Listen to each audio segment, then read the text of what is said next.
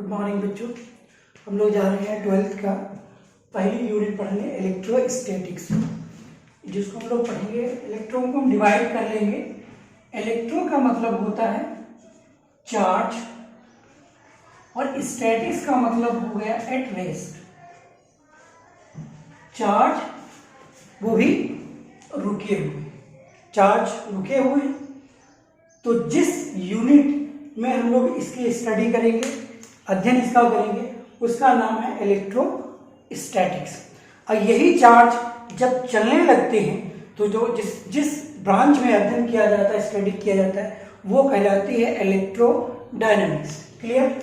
इस टॉपिक में हम लोगों को जो समझना है, सबसे पहले बेसिक सा रहेगा चार्ज क्या है, क्योंकि इसको समझने से पहले लोगों को पता होना चाहिए कि चार्ज क्या है, type of charge, properties of charge, method of charging.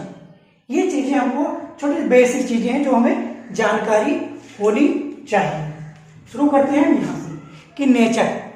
हम लोग जानते हैं कि नेचर में दो ही चीजें हमको देखने को मिलती, या तो मैटर या एनर्जी।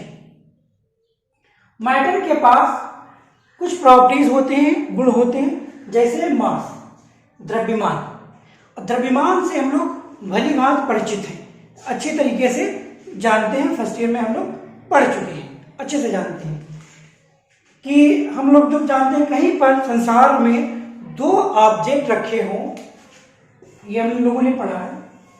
दो ऑब्जेक्ट रखे हों जिनके पास मास हो, यानी द्रव्यमान हो, तो वो एक दूसरे को हमेशा आकर्षित करते हैं, यानी अट्रैक्ट करते हैं, एक तरीके का फोर्स लगाते हैं।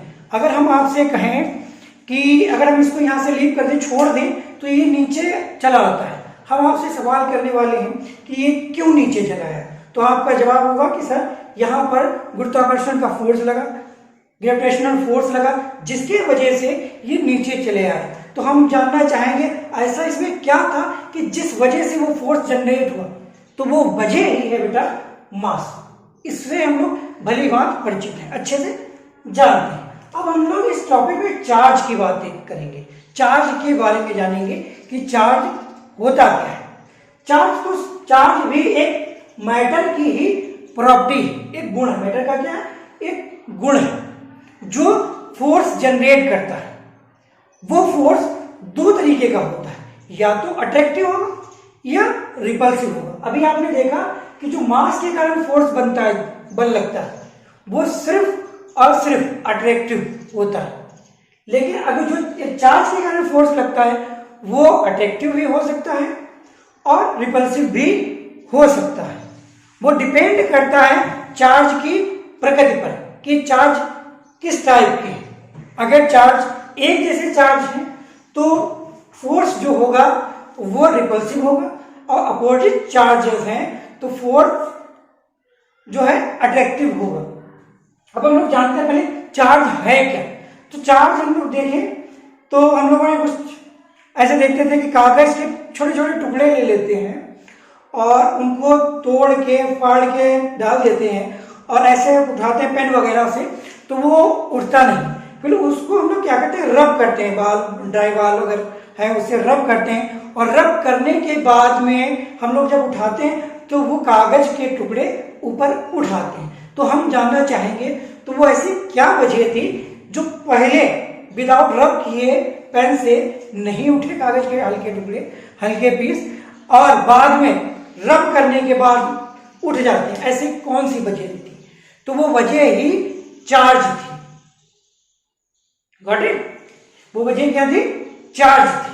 कि हम कह सकते हैं कि बॉडी क्या हो गई? चार्ज हो गई। तो चार्ज क्या होता है? डिफिनीशन क्या होगी चार्ज की? चार्ज यानी आवेश, द्रव्य यानी मैटर के का एक गुण होता है जिसके कारण अट्रैक्टिव या रिपल्सिव फोर्स जनरेट होता है। क्लियर? अब हम लोग बात करेंगे टाइप ऑफ चार्ज। चार्ज कितने प्रकार के होते हैं? चार्ज दो प्रकार के होते हैं, या तो चार्ज पॉजिटिवली चार्ज होगा या फिर नेगेटिवली चार्ज होगा। चार्ज कितने टाइप के? दो तरीके, पॉजिटिवली और नेगेटिवली, धनात्मक या ऋणात्मक चार्ज दो तरीके के होते हैं।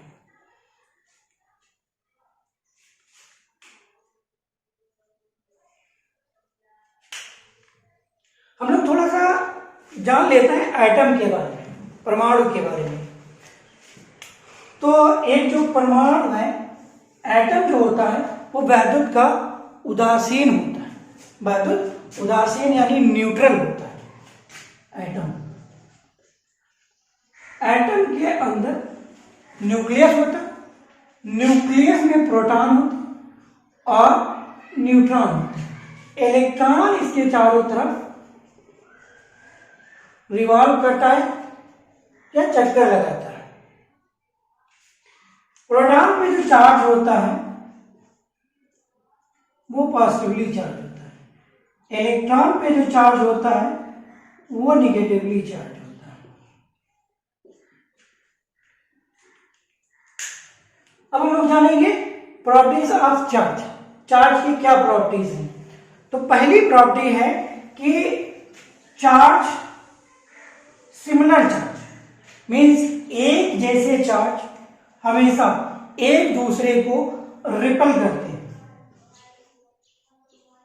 एक दूसरे को रिपेल करते हैं, प्रतिकर्षित करते हैं। अपोजिट चार्ज, अपोजिट चार्ज एक दूसरे को अट्रैक्ट करते हैं। ये पहली प्रॉपर्टी हो।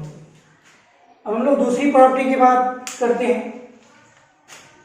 दूसरी प्रॉपर्टी, जो चार्ज है वो एक स्केलर क्वांटिटी है, जिसको इस प्रॉपर्टी का नाम है एडिटिविटी ऑफ चार्ज।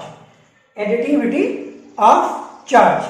तो इसमें होता क्या है, हम अगर कहीं किसी बॉडी पर चार्ज डालें तो ऐसे डालेंगे +4e +2e -3e, तो टोटल जो चार्ज होगा तो इनको हम लोग सम कर लें तो कितना हो जाएगा, +4 + 2 6 -3 इक्वल टू प्लस का 3। क्योंकि ये स्केलर क्वांटिटी होती है इस वजह से, जिसको हम आसानी से जोड़ अथवा घटा सकते हैं। ये हो गई दो प्रॉपर्टी। तीसरी प्रॉपर्टी होती है कंजर्वेशन ऑफ चार्ज, आवेश का संरक्षण। जैसे कि आप जानते हैं कि आवेश को ना ही नष्ट किया जा सकता है ना ही उत्पन्न किया जा सकता है, बल्कि एक बॉडी से दूसरी बॉडी पर ट्रांसफर किया जाता है।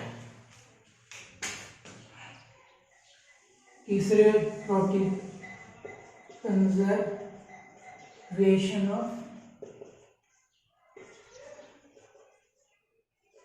Of charge.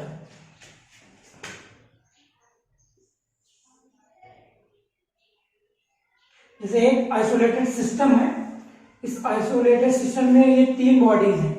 जैसे इस पर +3 चार्ज है, इस पर +2 चार्ज है, इस पर +1 चार्ज है। तो अगर हम इसको तीनों बॉडीज को रब कर दें, रब करने के बाद में हम लोग देखते हैं कि इस पर +4 चार्ज है इस वाली बॉडी पे, इस पर +2 चार्ज है, तो इस वाली बॉडी पर कितना चार्ज होगा, ये 3 चार्ज था, तो होना कितना चाहिए 6 और 1 7 चार्ज होना, 7 ही चार्ज होना चाहिए। अभी कितना हो रहा है 6, तो इस वाली बॉडी पर कितना चार्ज होगा +1 ही होगा। ये कहलाता है कंजर्वेशन ऑफ चार्ज। अगली प्रॉपर्टी है क्वांटाइजेशन ऑफ चार्ज।